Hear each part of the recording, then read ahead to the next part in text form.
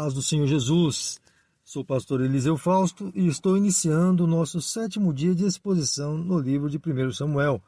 Hoje estarei expondo os capítulos 21 ao 24. Como vimos nos capítulos de nossa meditação de ontem, Davi começou a viver uma vida de fugas e esconderijos para livrar-se da morte, pois a maior autoridade em Israel estava o perseguindo. E nos capítulos de hoje, essa fuga de Davi continuará. Como Davi tentou esconder-se de Saul na casa de Samuel e não deu certo, ele decidiu procurar o sumo sacerdote chamado Aimeleque, da descendência de Eli. Pelo que tudo indica, ele é quem ficava cuidando do tabernáculo, localizado numa cidade chamada Nobe, que ficava nas regiões das terras de Benjamim. Davi entrega duas mentiras diante de Aimeleque. A primeira relacionada a uma suposta missão secreta ordenada por Saul, e a outra sobre seus homens, que estariam esperando por ele em algumas regiões específicas. Certamente, a fúria que Saul estava nutrindo contra Davi era algo completamente sigiloso até esse momento da história, pois a divulgação de tal desentendimento interno não seria nada bom para o reinado de Saul. E Davi, tendo conhecimento desse fato, apostou na ignorância do sumo sacerdote Aimeleque. Aimeleque não desconfiou de Davi, pois era um dos homens mais importantes do reino, de modo que deu a Davi tudo o que ele necessitava, mesmo que no primeiro momento tenha percebido que algo estranho estava acontecendo. Por estar em fuga, Davi estava com muita fome e pediu pão para o sacerdote, que, não tendo o pão comum, deu os pães da proposição, que eram de exclusividade dos sacerdotes, fazendo apenas a exigência de que estavam distantes de mulheres, ao que Davi confirmou que sim. Em seguida, ele pediu uma arma, pois estava sem nenhuma. O sacerdote Aimeleque lhe deu a espada de Golias, e de posse desses dois itens, Davi saiu da presença do sacerdote. O sacerdote Aimeleque nem imaginava que Doeg, um dos servos de confiança de Saul, ao invés de informar o sacerdote que Davi estava fugindo de Saul, haveria de o denunciar. Bom, você lembra que o sacerdote Aimeleque era descendente de Eli, certo? E você deve lembrar-se também que a descendência de Eli foi condenada à extinção em Israel, devido ao pecado dele e de seus filhos, certo? Então espere os próximos episódios para você ver o que acontecerá com o sacerdote Aimeleque depois desta denúncia de Doeg, ainda que restará um dos descendentes, mas vamos comentar depois. Uma questão que ficou em aberto aqui no texto é o motivo de Doeg estar no tabernáculo naquele dia. O texto apenas informa que ele estava detido ali. O certo é que após Davi ter recebido os pães e a espada de Golias do sacerdote Aimeleque, ele seguiu em direção à cidade natal de Golias, Gate, conforme você pode ver no versículo 10. Agora imagine a cena. O maior inimigo dos filisteus apareceu na cidade deles com a espada de Golias, o morto herói. Tudo indica que Davi não intencionava ir para a cidade dos filisteus, pois quando percebeu que estava entre os filisteus e prestes a ser entregue ao rei deles, se fez de louco para demonstrar que não era perigoso o suficiente para ser temido. E a estratégia de Davi funcionou perfeitamente, pois o rei desprezou o seu maior inimigo também por simplicidade. E diante desses dois momentos de engano e disfarce do astuto Davi em sua fuga frenética contra a fúria de Saul, perante o simples sacerdote e ingênuo rei de Gate, o primeiro capítulo de nossa meditação se encerra. No capítulo 22, nos primeiros 5 versículos, somos informados sobre alguns detalhes importantes dessa nova trajetória de Davi. Na minha exposição desses 5 versículos, não vou seguir a ordem da narração do texto, mas vou pontuar cada detalhe esclarecendo os pontos, tá ok? Primeiro, é relatado que Davi foi habitar em uma caverna chamada Adulão, que ficava nas regiões das terras de Judá. Segundo, por estar perto de seus familiares, a notícia logo chegou até eles que foram visitar a Davi.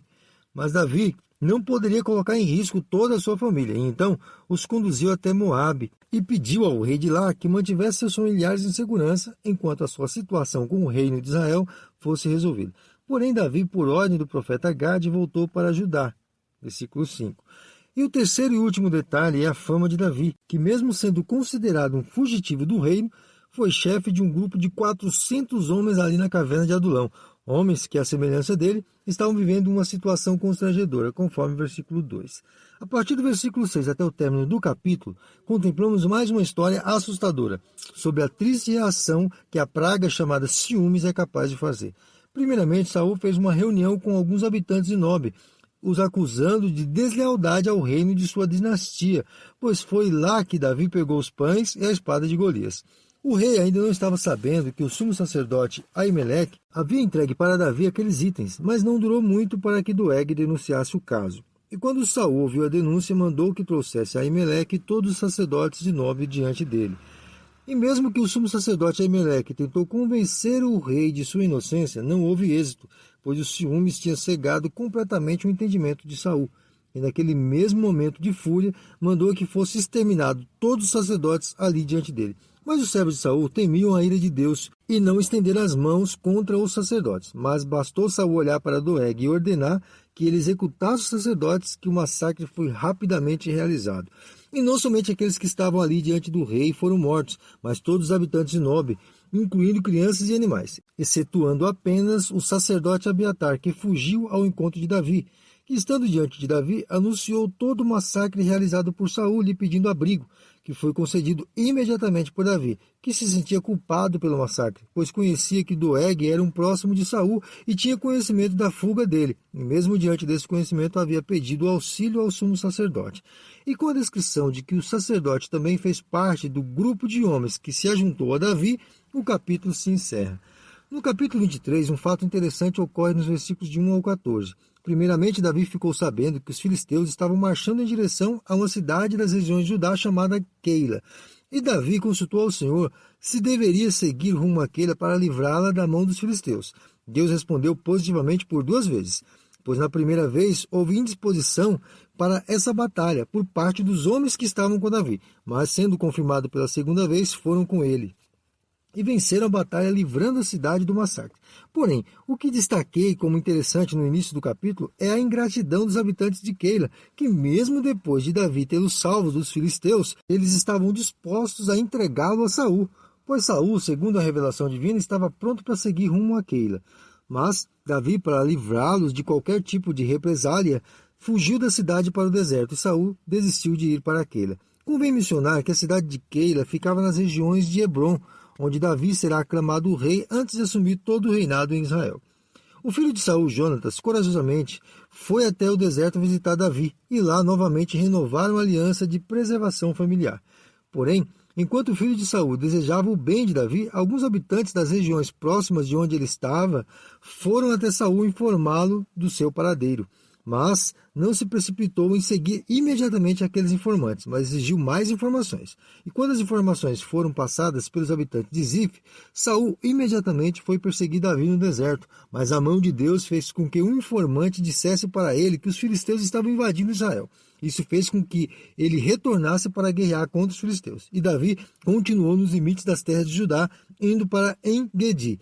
Assim termina o capítulo 23.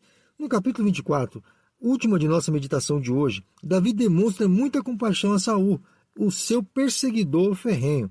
Pois quando Saul voltou da guerra contra os filisteus e soube que Davi estava em En-Gedi, decidiu persegui-lo, mas em dado momento desta perseguição, ele decidiu entrar em uma caverna para aliviar a barriga, não sabendo que Davi e seus homens estavam no interior daquela caverna. E Davi, quando viu Saul aliviando-se, cortou uma parte de seu manto, mas se entristeceu em ter realizado esse feito. Porém, quando Saul já estava no exterior da caverna e junto com o seu grupo de homens, Davi gritou para ele, demonstrando que se houvesse nele a intenção de matar a Saul, já tinha realizado o seu intento, pois estava de posse de parte do seu manto. Interessante que Davi se prostrou diante do rei por 3 vezes em reverência ao homem que foi ungido por Deus para ser rei de Israel. Depois de ter prestado reverência, cumprimentou dizendo que não havia motivo algum para o rei estar perseguindo, pois ele mesmo era comparado a um cão morto ou uma pulga diante do rei. Depois da evidência de que Davi havia poupado a vida dele, Saul reconhece a lealdade de Davi e a veracidade da unção de Deus sobre a vida dele. E para fechar com chave de ouro o nosso último capítulo de meditação de hoje, Saul, à semelhança de Jonatas, pediu a Davi que preservasse a sua descendência, quando Deus cumprisse sobre ele a promessa do reino. Davi confirmou a aliança a Saul e foi para a sua casa, enquanto Davi continuou no deserto. E assim, nós finalizamos mais um dia de meditação. O que podemos aprender no dia de hoje, senão com a humildade e a sagacidade de Davi? Como bem ensinou o Senhor Jesus, sede simples como a pomba, mas prudente como a serpente. Simplicidade diante de uma situação de urgência e necessidade, mas prudência diante de um ataque inimigo.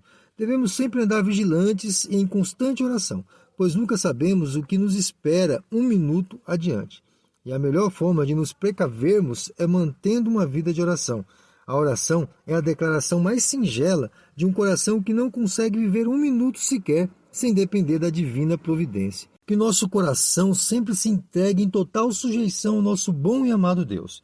E que nunca cheguemos a dizer que somos bons o suficientes para compreender ou resolver questões futuras, pois o passado foi conhecido por nós. O presente estamos conhecendo, mas o futuro desconhecemos completamente. Portanto, entreguemos ele a quem tudo conhece. Amém? Até amanhã, querendo Deus.